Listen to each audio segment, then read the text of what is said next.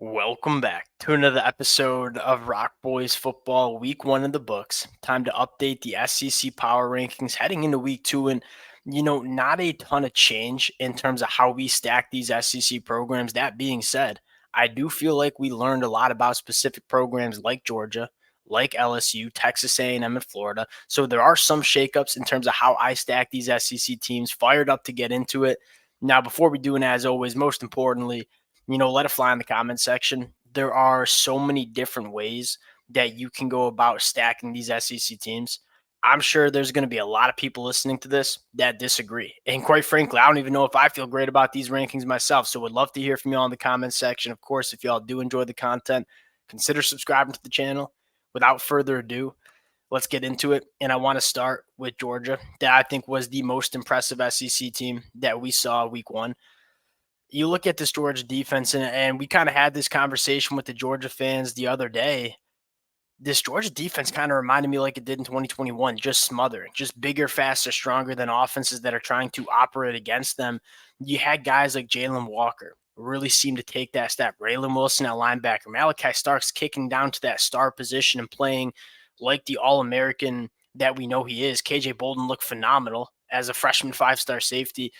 I look at this Georgia defense and say, how do you attack Georgia? It's hard to run right at them. It's hard to play them in space because of how fast this team is on defense. It kind of seems like this impenetrable Georgia defense that we saw in 2021. And then you go to the offensive side of the football, specifically in the second half. We kind of had question marks in terms of how was this Georgia offense going to replace Ladd and replace Brock Bowers. And we kind of said all offseason it'd probably be a little bit of a committee approach. That's exactly what we saw. Like Dominic Lovett, Arian Smith, London Humphreys, all touching the ball, all being difference makers. I don't think there's going to be like a true wide receiver one in this offense, but they're going to have so many different guys that can do so many different things, right? You have some legitimate burners. You have guys like Colby Young who are just big bodies in the red zone. A lot of different options for this Georgia offense to go to. But I think maybe the biggest storyline we saw was freshman Nate Frazier. The kid just looks different, right? At Trevor Etienne dealing with the suspension, Nate Frazier getting a lot of work. And every single time he touched the football, I think Georgia fans were left saying, yeah, that kid looks a little bit different out there than the rest of the other running backs that were touching the football. I think that's probably the biggest takeaway you had. This Georgia team is, it's just checking a lot of boxes heading into 2024. Texas coming in at 2. We're going to learn a lot about this Texas team after week 2 against Michigan. You look at my biggest takeaway from Colorado State, it was that Quinn Ewers, Isaiah Bond connection. It's going to be really fun. You can tell Coach Sark is absolutely getting to work in terms of how they want to use Isaiah Bond, moving him all over the formation, asking him to do different things. I think he kind of emerged as Quinn Ewers' guy. I think that matters for Texas in 2024. And then you look at the defensive side of the football, and that's a Colorado State team that I get. It's a group of 5 Mountain West team. That secondary was really, really sticky. That was probably the weakest part of this Texas team in 2023. We kind of thought it'd get a lot better. It certainly looked a lot better in week 1 against Colorado State. We'll see if they can continue that going into Michigan week 2. I left impressed with Texas. They kind of did what I expected them to do. Alabama looked phenomenal. I think the biggest question we had was, what does Jalen Milroe look in this Kalen DeBoer offense? Pretty damn good. Their running game is going to be really good. Kalen DeBoer is not used to having this big and physical of an offensive line. I think he's going to get to work in the rushing attack. And again, Kalen DeBoer, what's he known for coming from Washington, the quarterbacks and the wide receivers? That's because, yes, he had the Joe Moore Award-winning offensive line last year. That was because they were really damn good in pass protection. They weren't road graders, tractor trailers like Bama has on the offensive line. Kalen DeBoer is going to use that. Ole Miss obviously taking care of business. Now, the team I went back and forth on in terms of where I wanted them in terms of tier is Tennessee. I think Tennessee could be a contender in the SEC, and a lot of the national media hype goes around Nico at quarterback, who looked phenomenal, again, against an FCS opponent, but looked damn good. The thing that I love about Tennessee is I think they're right along the lines of scrimmage to compete for an SEC championship. And I think that Tennessee offensive line, it's experienced and it's legit.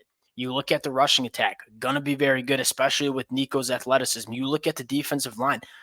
it looks like an SEC defense. It looks like a top end SEC defensive line.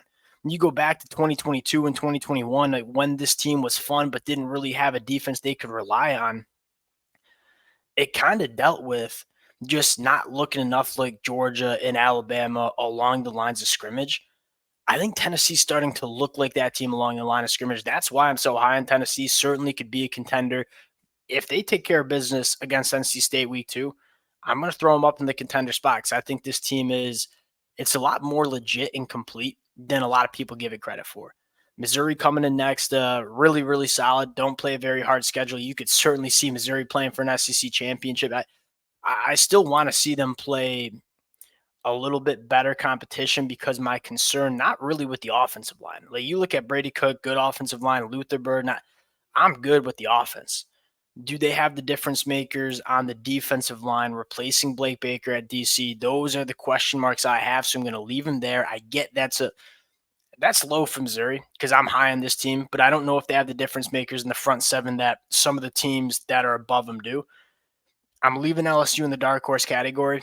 You saw the Blake Baker defense. Now, my concern with LSU is they are going to run a lot of cover one and send a lot of pressure. I don't know if they have the defensive backs to do that. And you saw USC go to that, right? When LSU brought the house, which they did quite often in that football game, the LSU defensive back, specifically vertically down the field, kind of had trouble dealing with the USC wide receivers, who I think are damn good, but you're going to see damn good wide receivers for a lot of these SEC teams. So if Blake Baker wants to operate and run that kind of defense, you got to have your defensive backs be able to play on some islands. It concerned me a little bit what you saw from USC in terms of their wide receivers making plays over LSU.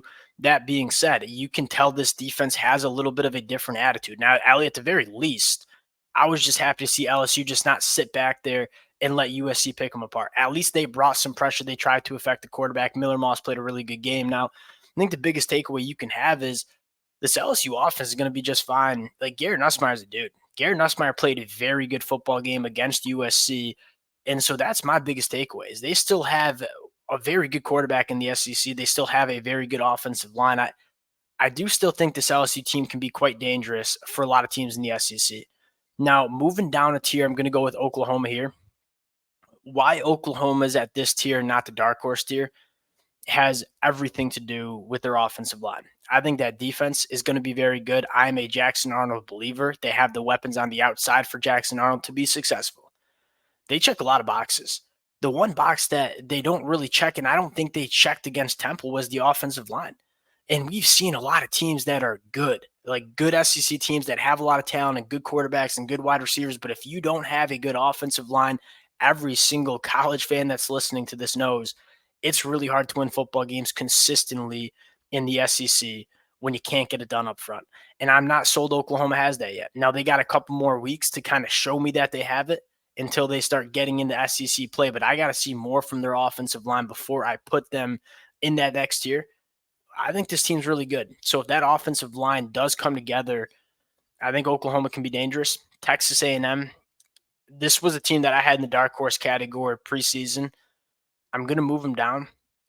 Connor Wigman's performance. He was kind of a guy that we knew this Texas A&M defense would be legit. The secondary looks much better. The defensive line's going to be very good. Mildly concerned that Notre Dame ran the football for 200 yards. My biggest question mark is Connor Wigman now. Our biggest question mark going into the season was Texas A&M's offensive line, which I thought looked pretty good against the Notre Dame front seven that I think is really good. My biggest concern, though, is Connor Wigman playing like that was just not great. I don't think the wide receivers did him any favors, but Connor Wigman looked uncomfortable. He was missing throws. He was turning the football over. That's got to change. And if Connor Wigman can kind of figure it out and get to that 5-star level that I think a lot of Texas A&M fans expected of him, and quite frankly, what I expected of him, I think this Texas A&M team can be good because of how good they are along the defensive line. I got to see it before I'm putting the back up in the dark horse category. Auburn coming in next. Love this team. I think this team has maybe it might be the most improved SEC team we see. Peyton Thorne looks much more comfortable year 2 in Hugh Freeze's offense. Well, it's now Hugh Freeze's offense, which I think matters. They got difference makers on the outside. Like outside of that, like Peyton Thorne looked uncomfortable, but didn't have anybody that scared SEC defenses last year in terms of the pass catch department. Now I look at this Auburn team and say Keandre Lambert-Smith or Cam Coleman or Perry Thompson or Robert Lewis, all of those guys outside of Robert Lewis, who I think was dinged up, were working vertically down the field and making impact plays for the quarterback. Auburn didn't have that last year. I think Auburn fixed their biggest issue they had with their football team, and I think you're going to see a massive improvement from this Auburn team. I think it's going to take another year for Hugh Freeze to get the overall team's talent level to be, kind of contending for the SEC. But I think this team is going in the right direction, and it's going in the right direction fast. Last team I have in this tier, Kentucky.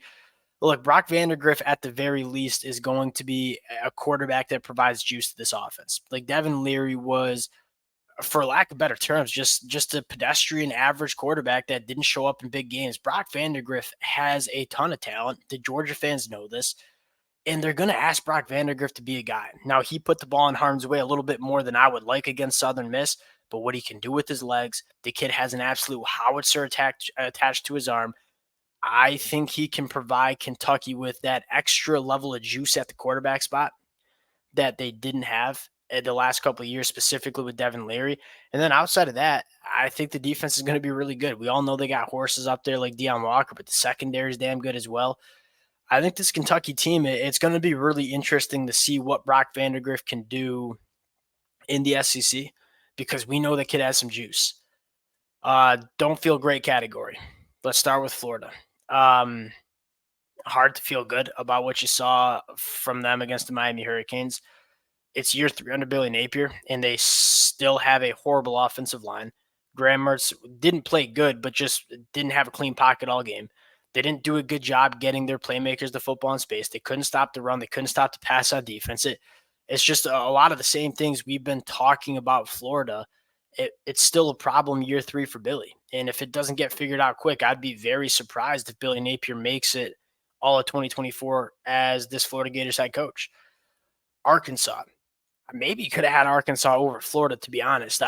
Again, it's hard to kind of read into what we saw against Pine Bluff, but the offense looks different with Bobby Petrino at quarterback. Taylon Green's a quarterback that, at the very least, just has a ton of juice. Now, we're going to get a much better picture of this Arkansas team against Oklahoma State. That being said, I didn't hate what I saw against Arkansas, against Pine Bluff. South Carolina, I think the defense is solid. They got a legit pass rush. True freshman Dylan Stewart is an absolute dude. I thought Kyle Kennard looked really good. TJ Sanders, really one-dimensional on offense. Lenore Sellers, one, struggled as a pocket passer, but number 2, the offensive line and pass pro still did not really impress me. It's a bad combination, right? A young quarterback that we have question marks in terms of what they can do pushing the ball down the field. You couple that with question marks at the pass catcher and on the offensive line. It's hard to feel really good about what you saw from Old Dominion. Mississippi State, Vanderbilt, rounding out the top. How about Vanderbilt getting the win over Virginia Tech, 14.5-point dogs? Diego Pavia. Look, I had Vanderbilt last 2 just because I think the talent is just so much less than the other SEC teams. That being said, Diego Pavia is a gamer. He's a former state champ wrestler. You see that in terms of how he plays. He's going to be a tricky, gamey quarterback. And if you don't show up to Vanderbilt kind of on your P's and Q's, you might get in a dogfight with a guy like Diego Pavia. So we'll see how Vanderbilt does. Mississippi State kind of in the same boat there. That is it. Week 2 SEC Power Rankings, subject to change next Thursday. Again, appreciate you guys rocking with it. If y'all do enjoy the content, consider subscribing to the channel. Appreciate you guys, and we'll talk to y'all later.